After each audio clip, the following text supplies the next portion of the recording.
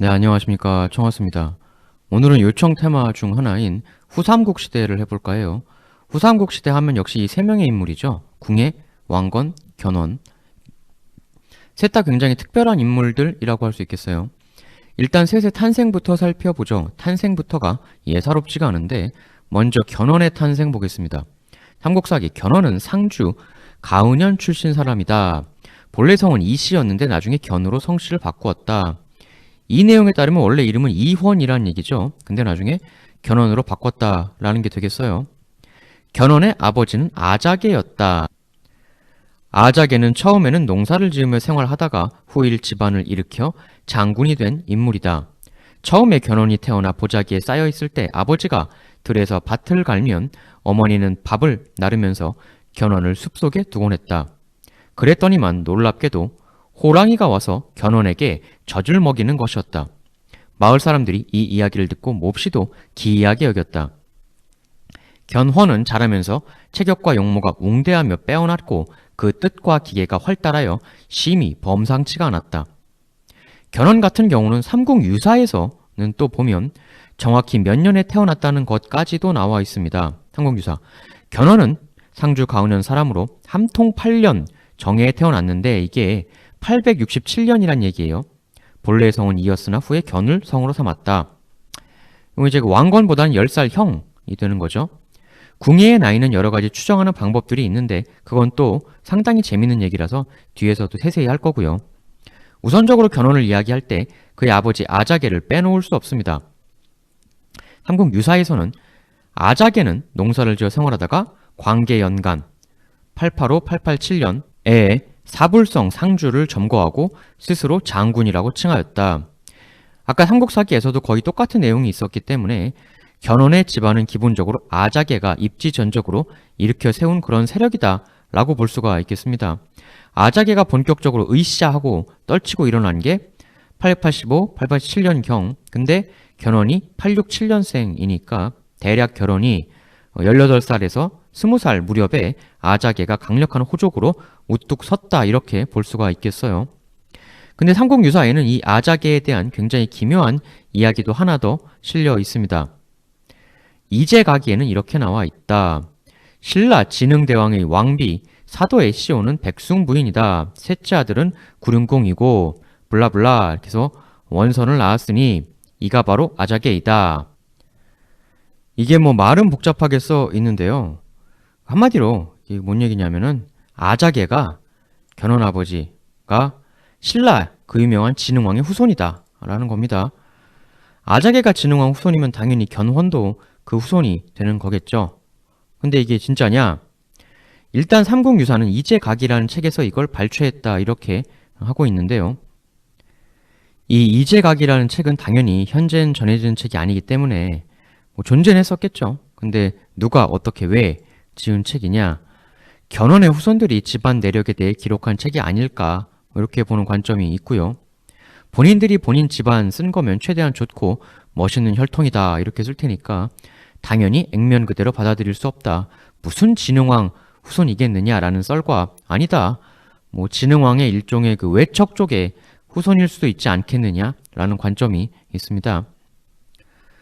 일단 삼국유사와 삼국사기공이 아자개는 원래 농사를 짓고 있었다라고 하니까 처음부터 무력을 갖춘 호족은 아니었다는 뉘앙스를 보이고 있습니다.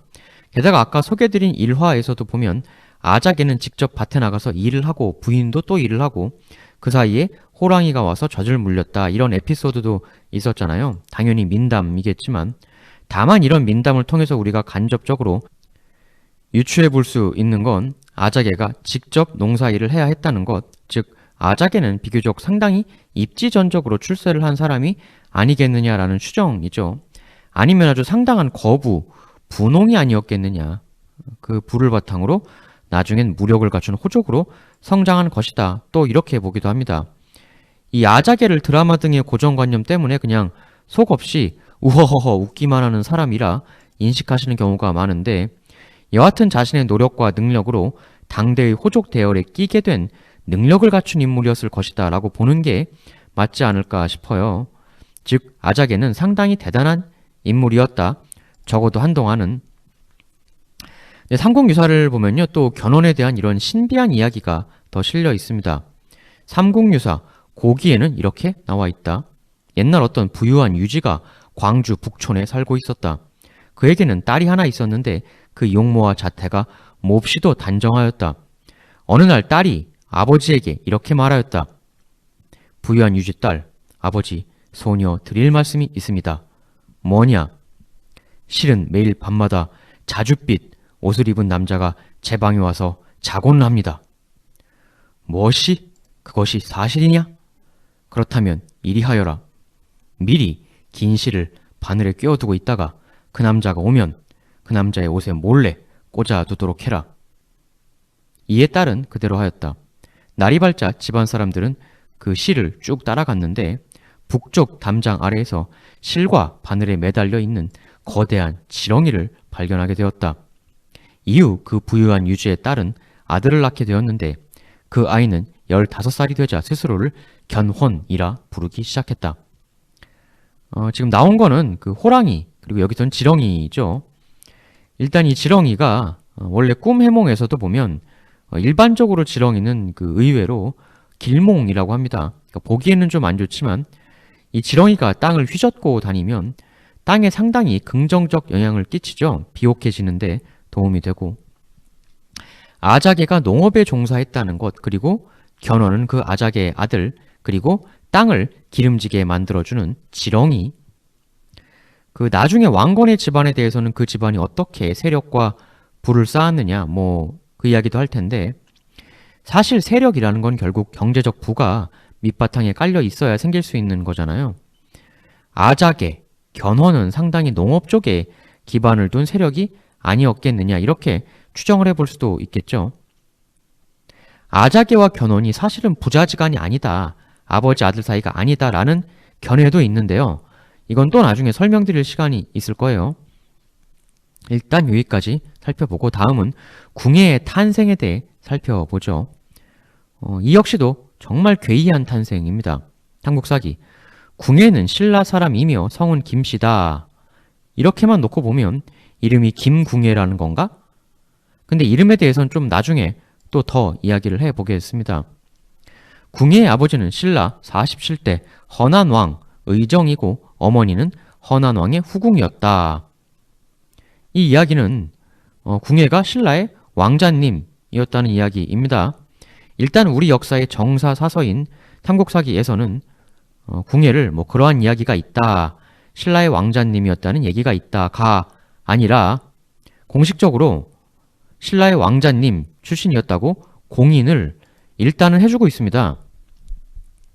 단 궁예의 어머니 이름은 전해지지 않는다.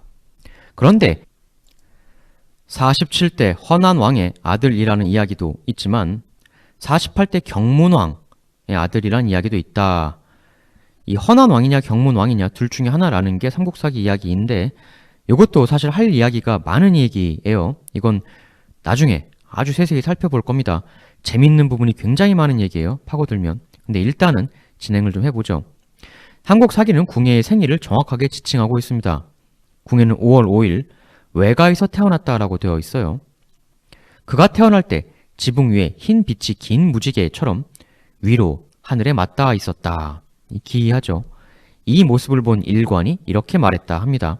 일관이라는 거는 하늘의 변화를 토대로 길흉을 점치던 사람을 이야기하는 거죠. 이 아이는 지금 오자가 거듭 들어있는 날에 태어났습니다. 게다가 태어나면서부터 이빨이 있고 비치는 불빛이 심히 이상하니 이 아이는 훗날 나라에 이롭지 못한 일을 끼칠까 두려워지는 아이입니다. 부디 이 아이를 기르지 마시옵소서. 근데 이 이야기가 궁예의 아버지인 신라 왕한테 들어갔다는 거죠. 이 일관의 말이. 해서 아버지 왕이 명령을 내립니다. 그냥 지금 궁예를 하늘나라로 보내라고. 근데 삼국사기 사자가 궁예를 포대기에서 꺼내어 마루 아래로 던져버렸다. 근데 그 던져진 궁예를 유모가 몰래 받았다. 그러니까 없애려고 휙 던져버렸는데 그걸 몰래 유모가 있다가 딱 받아가지고 궁예를 구해줬다는 거예요. 근데 이때 그 유모가 몰래 받다가 잘못해서 손가락으로 궁예의 눈을 찔러 그의 한쪽 눈이 멀게 되었던 것이다. 유모는 궁예를 아는 채로 달아나 숨어서 몰래 그를 길렀다. 굉장히 비극적이고 드라마틱한 출생이 아닐 수 없습니다. 일단 정사 사서에 기록된 내용이니까 민담, 소문이라고만 일방적으로 치부할 수 있는 얘기는 또 아니긴 해요. 하지만 너무나 극적이기 때문에 그 진실성에 상당히 의구심이 드는 것도 사실이지요. 이에 대한 세부적인 분석은 좀 이따 해보고 다음은 왕건의 탄생에 대해 알아보겠습니다. 일단 왕건 집안에 대해서 먼저 좀 살펴봐야 해요. 예전에 제가 조선 건국의 비밀 시리즈 할 때 태조 이성계의 선조들 추전왕 4명 이야기했었죠.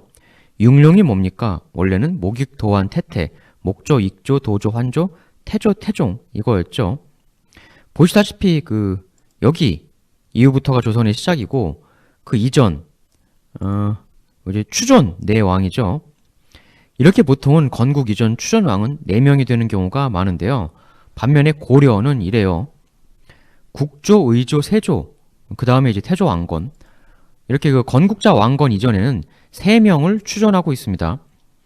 고려사에서 왕건, 선조들 이야기를 기록한 고려세계 부분을 보면 이런 이야기가 나와 있습니다. 우선 호경이란 인물이 있었다고 해요. 고려세계 호경이란 인물이 있었는데 그는 스스로를 성골장군이라고 불렀다. 그는 주로 백두산에서 두루 유람을 하다가 이후 부소산, 개성의 송악산을 이야기하는 건데요. 왼쪽 골짜기에 이르게 되었다. 거기서 장가를 들고 터를 잡아 지내기 시작했다. 이후 집안은 몹시 부유하게 되었지만 안타깝게도 자식이 없었다. 호경은 평소 궁술에 능하여 사냥을 즐기곤 했는데 하루는 마을 사람 9명과 산에서 매사냥을 했다. 그러다가 날이 저물어 동굴에서 하룻밤을 묵으려 하였는데 갑자기 호랑이 한 마리가 나타나 동굴 입구에 와서 울부짖어 대는 것이었다. 근데 아마 동굴 입구가 작아서 호랑이가 굴 안으로 들어오지는 못했나 봐요. 여하튼 동굴 입구에 호랑이가 떡하니 버티고 있는 상황이 되니까 이 사람들이 안에 갇혀서 오도 가도 못할 상황이 된 거죠. 근데 기다리다 보면 호랑이가 딴 데로 갈 줄 알았는데 이 호랑이가 딴 데 갈 생각을 안 하는 거예요. 해서 그 호경 외 9명, 총 10명이 굉장히 난감해하면서 전전긍긍을 하게 되었던 거죠. 여튼 이대로는 답이 없으니까 급기야 그 10명 중에 한 명이 이런 제안을 던지게 됩니다. 이렇게 하시지요. 저 호랑이가 우리를 잡아먹으려고 작정을 하고 버티고 있으니 이대로는 답이 없을 것 같습니다. 우리 중 누군가 한 명은 희생을 해야 될 것 같소이다. 그럼 그 한 명은 어떻게 정하느냐? 우리들이 쓰고 있는 각자의 갓을 저 호랑이에게 던지는 것이오. 해서 호랑이가 그 갓 중 하나를 움켜쥐게 되면 그 갓의 주인이 저 호랑이와 1대1 승부를 벌이는 것이오. 그 틈에 나머지가 달아나면 남은 9명은 살 수 있지 않겠소이까? 이 제안에 나머지 사람들이 다 동의를 합니다. 보통 이런 경우는 설마 10분의 1 확률인데 내가 걸리겠냐? 뭐 이런 심리가 들 수 있죠. 해서 이 10명의 사람들이 자기 갓을 호랑이에게 휙 던집니다. 결국 호랑이는 그 갓 중 하나를 움켜잡게 되는데요. 누구 것을 잡게 되었을까요? 당연히 주인공 것을 잡았겠죠. 호경. 이에 나머지 9사람이 일제히 호경의 얼굴을 바라봅니다. 자신 앞에 닥친 가혹한 운명 앞에 고개를 드는 호경. 그러나 약속은 약속. 호경은 이렇게 입을 엽니다. 좋다. 내가 호랑이와 맞서겠다. 이러면서 의연히 동굴 밖으로 향합니다. 근데 동굴 밖을 나오자 갑자기 놀라운 일이 벌어지는데요. 떡하니 버티고 있던 거대한 호랑이가 갑자기 흔적도 없이 사라지는 것이었습니다. 그와 동시에 나머지 9명이 머물고 있던 동굴이 큰 소리를 내며 우르르 허물어져 내리고 말았습니다. 갑자기 일어난 이 놀라운 일에 경악을 하는 호경. 결국 호경을 호랑이와 맞승부하러 내보낸 9명은 모두 이렇게 저 세상으로 떠나고 말았죠. 호경만 살고. 이 일이 있은 후 호경은 마을로 돌아가 이 사실을 알립니다. 해서 마을 사람들과 제사를 지내기 위해 다시 산으로 돌아가서 산신제를 올립니다. 해서 산신제를 올리는데 이때 놀랍게도 진짜 산신이 휘리릭 하고 호경 앞에 나타납니다. 그러면서 나타난 산신이 이렇게 말을 해요. 산신, 나는 과부요. 과부의 몸으로 이 산을 산신으로서 주관하고 있소. 이에 내 오늘 직접 나타난 것은 성골 장군으로 불리는 호경 장군과 부부의 연을 맺고 싶어서요. 호경 장군, 우리 부부의 인연을 맺어 같이 신정을 펼쳐나가시면 어떻겠소? 그리하면 내 호경 장군을 이 산의 대왕으로 봉하도록 하겠소. 갑자기 나타난 산신의 프로포즈에 망연자실해진 호경. 이게 아마 그랬던 것 같아요. 그러니까 거대한 호랑이와도 당당하게 승부를 하러 나가는 호경의 모습에 산신이 반한 게 아닌가. 아니면 이미 호경을 남편감으로 점찍어 두었던 산신이 호랑이를 한번 보내서 호경을 진정 내 남편감이 될 만한 사람인지 테스트를 해본 것일 수도 있죠. 결과는 합격이었던 거고. 여튼저튼 이렇게 프로포즈를 받게 되는데, 근데 사실 인간이 산신의 요청을 거부하기는 어렵죠. 고려 세계에 보면 호경이 수락을 했다는 말도 없이 프로포즈가 끝남과 동시에 호경과 산신이 함께 호련히 사라졌다, 이렇게 쓰여져 있습니다. 산신이 호경을 어지간히 마음에 들어했던 모양입니다. 호경은 그러니까 결혼을 했다기보다는 결혼을 당했다 라고 표현하는 게 더 맞을 것 같아요. 이 모습을 본 마을 사람들은 역시 크게 놀라면서 이때부터 호경을 대왕이라 칭하면서 호경의 사당을 세워 제사를 지내기 시작합니다. 그리고 처음에 호경과 같이 갔던 나머지 9명이 묻힌 산이라고 해서 이 산의 이름을 이때부터 구룡산이다, 이렇게 부르기 시작했다는 거죠. 근데 이게 말씀드렸지만 호경이 좋아서 한 결혼이 아니잖아요. 거의 불가항력적으로 한 결혼이기 때문에 문제는 호경에게는 원래 부인이 있었다는 거죠. 그 부인은 진짜 제대로 연애 결혼했던 부인이었거든요. 그래서 대왕 칭호를 받았어도 호경이 늘 원래 부인을 그리워합니다. 해서 고려 세계는 이렇게 나와요. 그러나 산신이 된 호경은 늘 옛 부인을 잊지 못하여 밤이 되면 항상 옛 부인의 꿈에 나타나 꿈결처럼 교합을 하곤 하였다. 그리하여 호경의 옛 부인은 끝내 아들을 낳게 되었는데 그가 바로 강충이라는 인물이었다. 그러니까 태조 왕건의 조상 지금 호경에서 다음 때 강충으로 이어지고 있는 겁니다. 강충은 이렇게 묘사되고 있습니다. 강충은 용모가 근엄하고 단정하며 몹시도 재능이 많았다. 하여 서강 영안촌의 큰 부자인 구치의라는 사람의 딸을 아내로 맞아 살게 되었다. 이렇게 좋은 부인 얻어서 잘 살아요. 그런데 어느 날 한 인물이 강충을 찾아옵니다. 당시 신라의 감간, 관직명이죠. 8원은 풍수에 밝았는데 강충이 머물고 있던 부소군에 찾아왔다가 머무는 곳이 부소산 북쪽에 있을 뿐 아니라 산의 형세는 뛰어나나 초목이 나지 않는 것을 보고는 강충에게 이렇게 말하였다. 마을 사람들이 머무는 군을 산의 남쪽으로 옮기고 소나무를 많이 심어 바위가 드러나지 않도록 하시지요. 만일 그리하신다면 추후 사만을 통일할 인물이 여기서 태어날 것이요. 이에 강충이 마을 사람들과 회의를 거쳐 집단 거처를 산 남쪽으로 옮기고 대대적으로 소나무를 심습니다. 그리고 해당 군의 이름을 송악군이다, 이렇게 명명을 해요. 이 송이 그 소나무 송자 아니겠습니까?